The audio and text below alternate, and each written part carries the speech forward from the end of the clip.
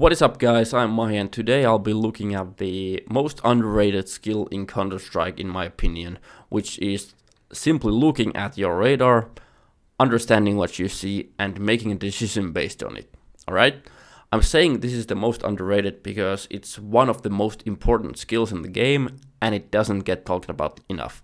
It's something that pros are really good at. It's something that high-level players are really good at, and it's something that beginners do not practice enough.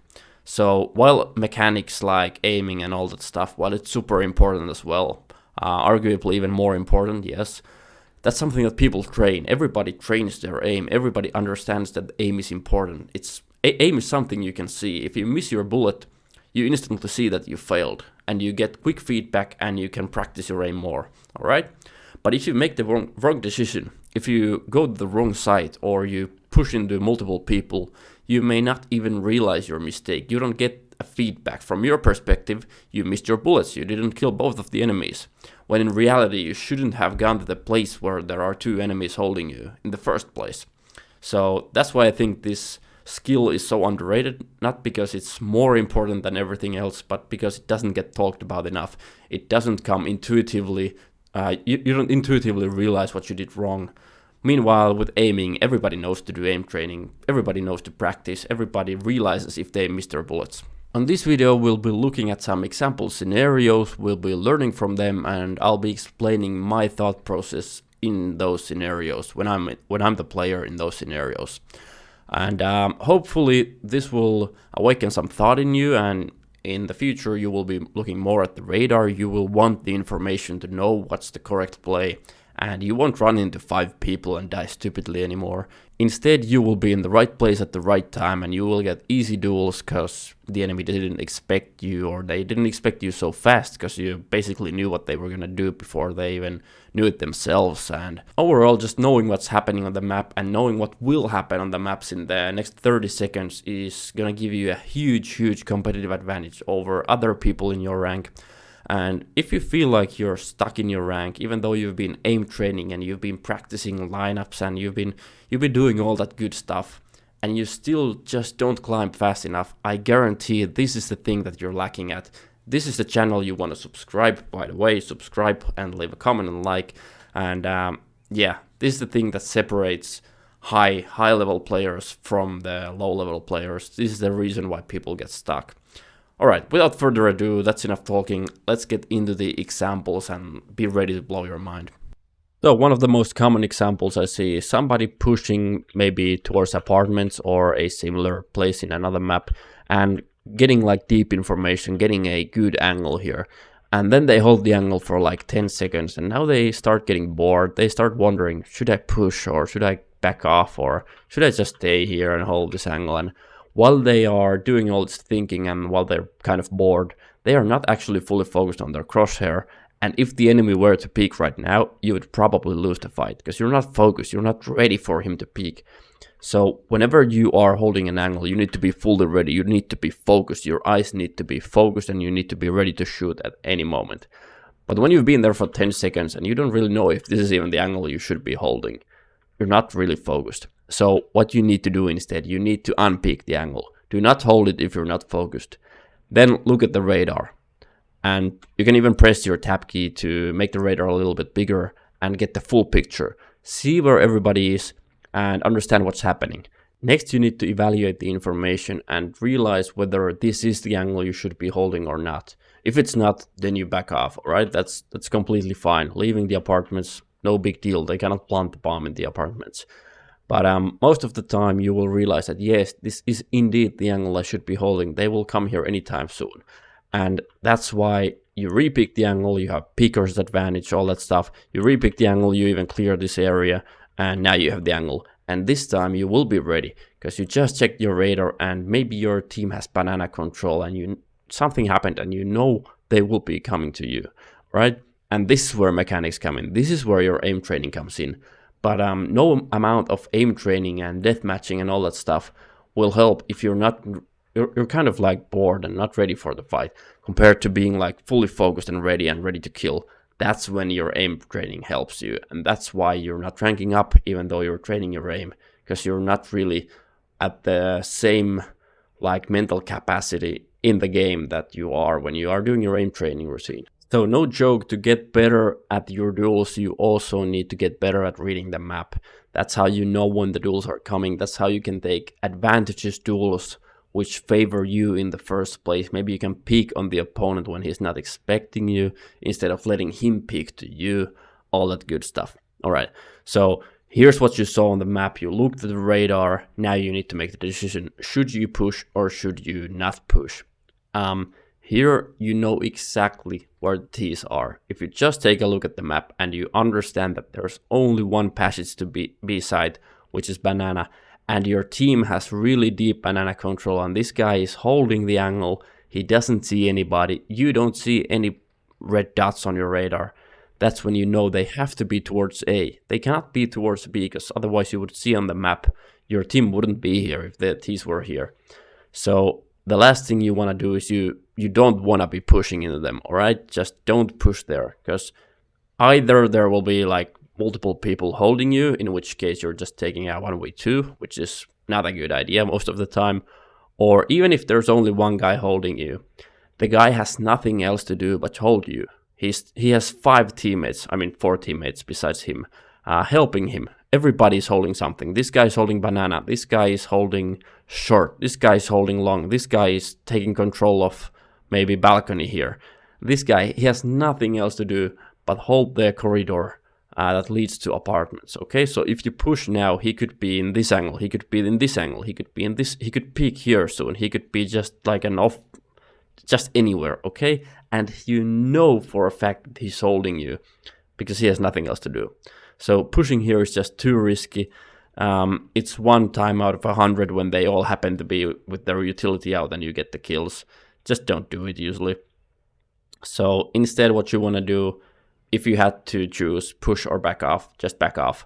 Optionally, you can hold here, get 1 kill, and because they are all 5 here, they are probably gonna push together. You get 1 kill, you back off immediately. Maybe your teammate gets another kill, or maybe he backs off as well. You guys get away, you got man advantage. You now have 5 versus 4, and it's gonna be 1 man harder for the T's to take over any side, right? Now, just for the sake of it, let's take the other extreme where your B players have backed off the site. Let's say they were aggressive early on and they have been pushed back. That's when you know for a fact that there are T's on banana, and you even have your guy picking middle here, your other guy is kind of picking second middle, nobody sees anything. It's very likely that the T's are going B with like 5 guys, maybe 4, and there's 1 guy lurking.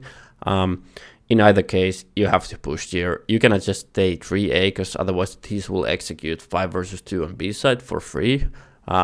When this guy could be rotating B already, and then it's gonna be 5 versus 3. And if you and your teammate were to push here, like maybe second middle, get a quick flank, prevent them from rotating away from banana, so now they are stuck. If they ever start executing, you will have a super fast flank. And even if you don't make it in time and your teammates kind of die here, and it's kind of like a messy 3 versus 3 retake, you will be here so quickly, they will not expect you in lower ranks, and you will just get the free kills when you come from banana, kind of flank them.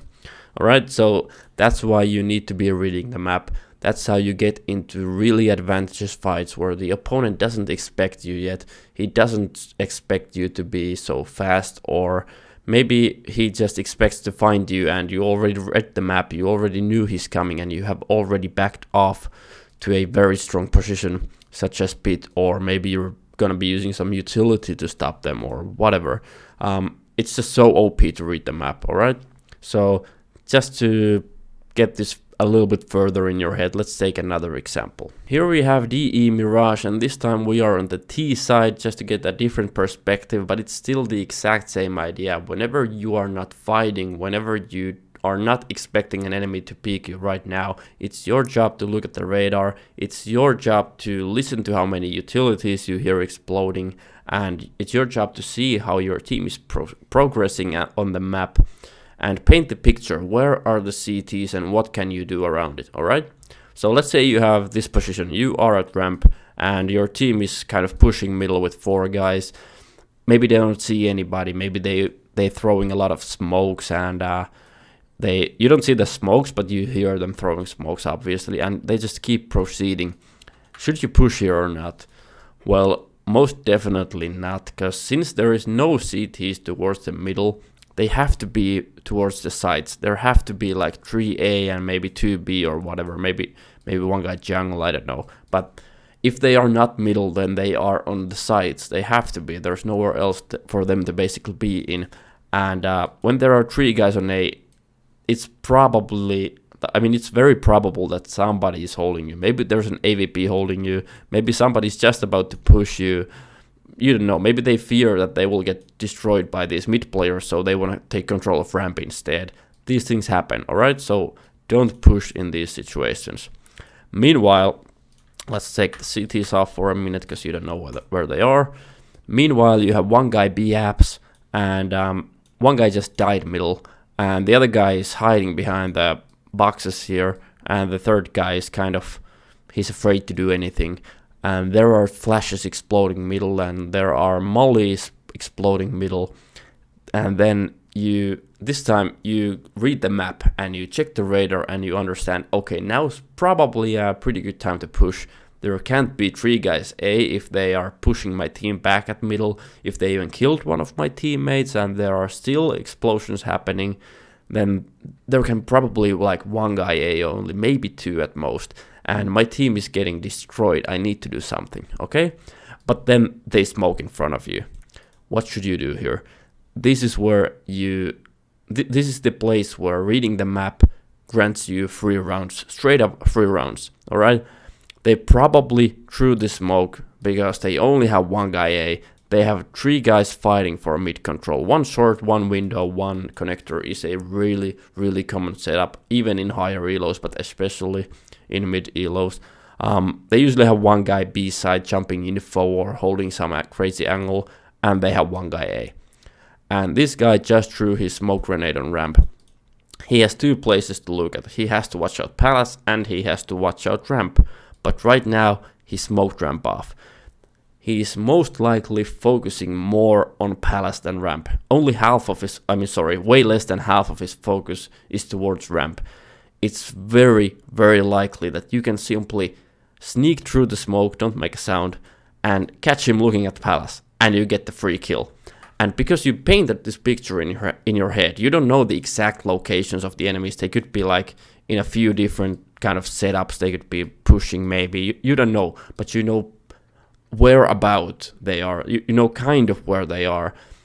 And because of this information and because you successfully pushed through the smoke and nobody was holding you and there was only 1 guy A, now you know for a fact that there's nobody A, there's nobody CT, they have to be all middle, and you can just straight up run towards the A side, maybe get to the side, and before these guys come, they run up the stairs and they look at ramp, because that's where they saw you, because what kind of moron would just take out this knife and run to A side at full speed? Well, a genius moron, somebody who follows the map unlike other people in your rank. And this guy doesn't know it. He comes out the stairs and he's looking at ramp and boom, you get him as well. And now maybe this guy is clever enough to grab the bomb and he's coming A, but you have full control. You have control of the A side. You still have your utility left because you didn't waste them early on, because you used mere map awareness to walk through a smoke. You didn't need flashes. You didn't need your utility to take over the site. You just needed to look at the radar, alright? These are just 2 examples of what looking at the radar and following what the opponents are doing, following what your team is doing, and painting the picture of where the opponents are can do when you get good at it, alright? They can win your rounds straight up. You just win more rounds. You get good duels of against opponents who are not aware, who are not ready for it, who are not holding you in the first place. And yeah, just keep looking at the radar. Every time you are not focused on your crosshair, that's when you look at the radar. That's when you paint the picture and you understand what's happening on the map. If you're not sure, then take your time, maybe back off a little bit. That's when you kind of play it slow, if that makes sense. But when you realize what's happening, that's when you find the disadvantage that the opponents have. They always have something wrong with their defense. I've yet to see a perfect team who never makes mistakes. So it's your job to find those and utilize them. And finally, as a last example, a game from my own elo, somewhere around level 9, level 10. DE Mirage, I am a T. I'm the guy highlighted on green, playing Deagle only this time. And I don't review my games from my own point of view, and I don't review them from above me either. I review them from above the opponent, alright? That's what I want to be thinking in game. I want to be thinking, what is my opponent thinking? So the first step for you guys is start looking at your radar and start thinking, where is the opponent?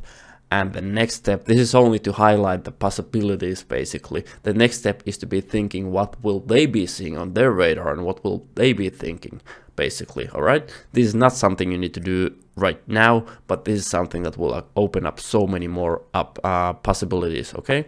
So here when I come middle, I see they have this smoke here and they didn't check me, okay? So this is a risk I took. Maybe my AVP, yeah, my AWP already cleared this position.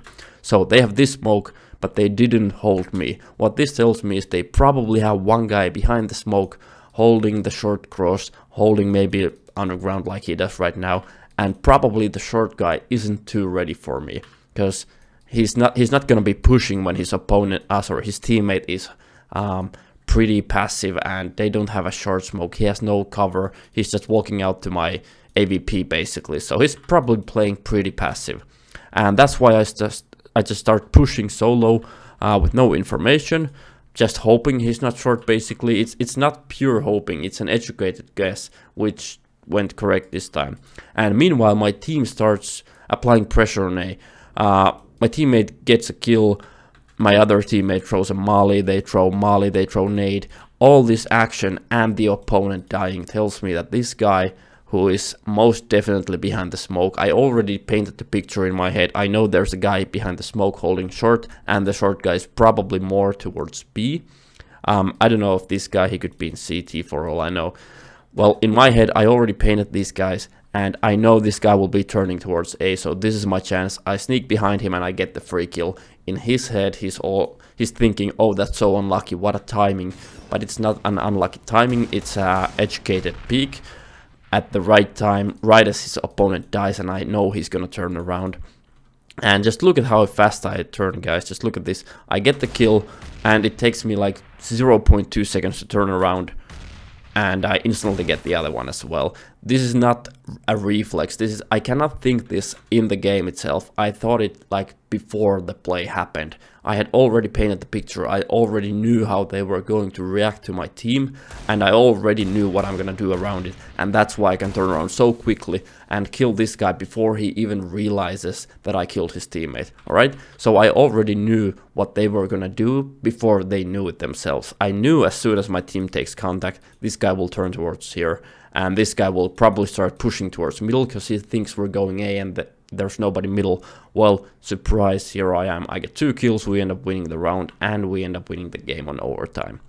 That's what you can do when you practice reading the map enough. You want to practice it so much that it becomes intuitive, like an instinct. You don't even need to read the map anymore because you read it automatically.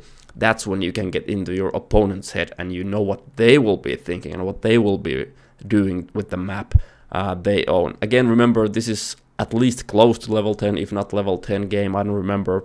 But if this works in level 10, this will destroy your opponents in Silver 1. Neither of these opponents had any chance. It wasn't an aim duel. It was like unfair duel. I just got 3 kills by being in the right place at the right time.